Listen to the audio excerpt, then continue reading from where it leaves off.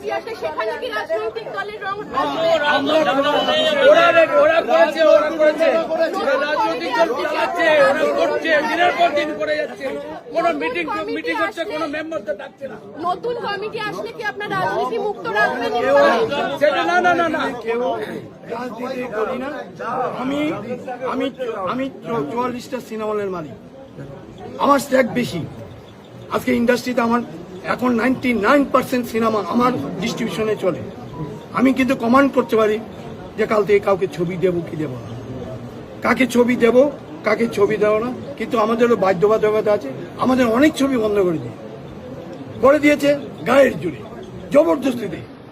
আমরা আজকে অ্যানাউন্স করছি বাংলা এই যে ছবিটা ব্যান করেছিল, আমরা আজকে অ্যানাউন্সমেন্ট করি আমার বেঙ্গল টাইগার, বেঙ্গল ফাইল আমরা আবার রিলিজ করছি।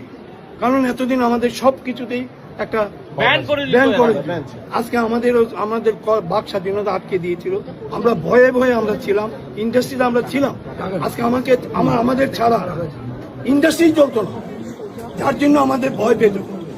আমরা যতটুকু বলতে পারতাম আমাদের আপনি এত প্রতিষ্ঠান দেখছেন, এরা কেউ 25 লাখে ছবি করে, কেউ 30 লাখে ছবি করে, এদেরকে ঢুকতে দিত না, এদেরকে সম্মানই নেই, এক গ্লাস জল পেত না এরা। আচ্ছা, এখানে আরো সবচেয়ে মজার জিনিস, আপনি এই যে ইলেকট্রেনের মধ্যে দেখেন স্বরাজ মুখার্জি একজন আছে, নকাই, ডাকনাম নকাই, এখানে বসে আছে। ও একটা অ্যাকচুয়ালি পোস্টার। আজকে কলকাতাতে 4টা বড় ডিস্ট্রিবিউটার, এক হচ্ছে SBF, দ্বিতীয় হচ্ছে আমরা SSR সিনেমাস প্রাইভেট লিমিটেড, তৃতীয় হচ্ছে আমাদের AI ফিল্মস, সে দিল্লি পার্টি, আর প্রীতম জাল। বাকি সবাই কিন্তু ডিস্ট্রিবিউটার, কিন্তু এরা একটা ছবি বানায়, একটাই ডিস্ট্রিবিউটার।